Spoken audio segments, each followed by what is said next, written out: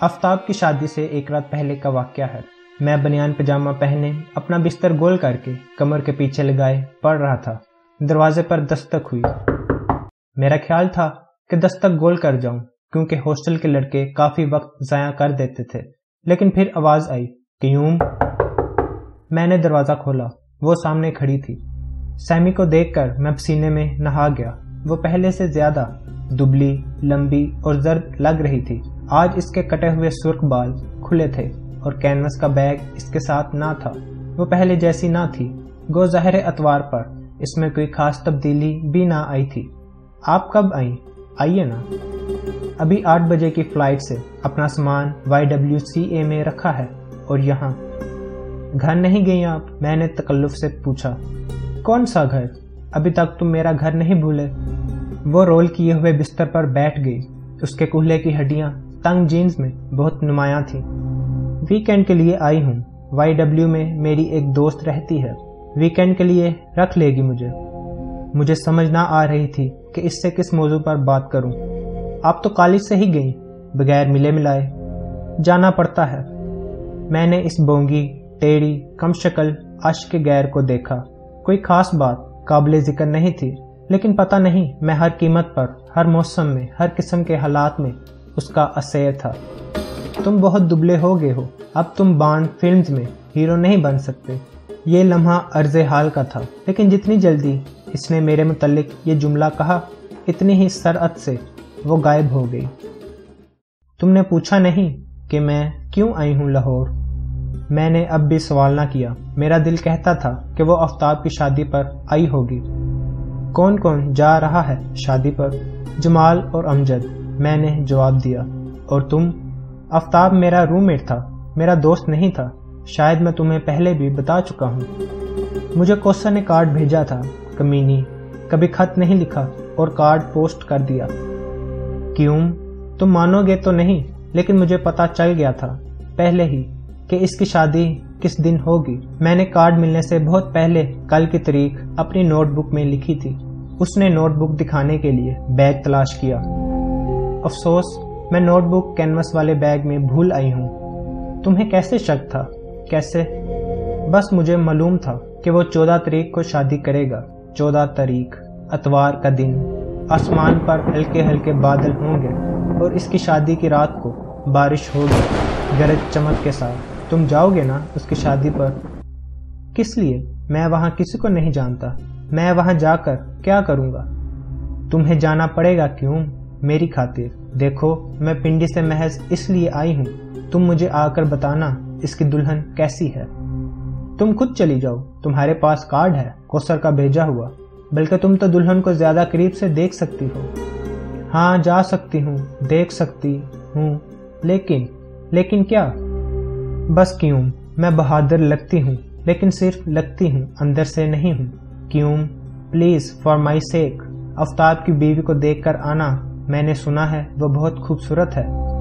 تمہیں کس نے بتایا؟ وہ آفتاب کی کزن ہے، ویسی ہی ہوگی آفتاب جیسی۔ سیمی کی اندر دھنسی ہوئی آنکھوں میں آنسو آ گئے۔ تم جاؤ گے نا؟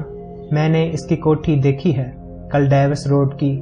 اس کوٹھی میں کتنی روشنی ہوگی۔ آفتاب دلہا بن کر باہر نکلے گا تو تم اسے دیکھنا۔ کیوں؟ وہ یکدم سیمی چپ ہو گئی۔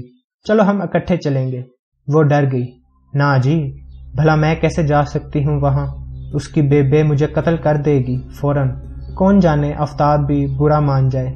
میں نے سیمی کا ہاتھ پکڑا اور محبت سے کہا، سنو سیمی، گو اپنی نصیحت پر میں خود عمل نہیں کر سکتا، لیکن میرا فرض ہے کہ ایک بار میں صورتحال سے تمہیں اچھی طرح روشناس کرواؤں۔ مثلاً تم کیا کر رہی ہو پنڈی میں؟ ایک ایئر ٹریول ایجنسی ہے، اس میں ملازم ہوں۔ تم MA کرو، واپس آ کر مکمل کرو اپنی تعلیم۔ وہ اونچے ہنس دی۔ میں تعلیم یافتہ ذہین عورتوں سے نفرت کرتی ہوں، کمبخت بلا کی جھوٹی ہوتی ہیں۔ اور پھر جب تک آفتاب لاہور میں ہے، میں یہاں کیسے آ سکتی ہوں؟ سب کچھ پھر سے شروع ہو جائے گا۔ ذرا غور سے سوچو، آفتاب کی شادی ہو رہی ہے، تم کیوں خود بخود دیس نکالا لے رہی ہو؟ اپنے ماں باپ سے سمجھوتا کر لو سیمی، مشرق میں سب اولاد سمجھوتے کے لیے پیدا ہوتی ہے۔ وہ چپ چاپ بستر کی چادر میں سے تارے نکالنے لگی۔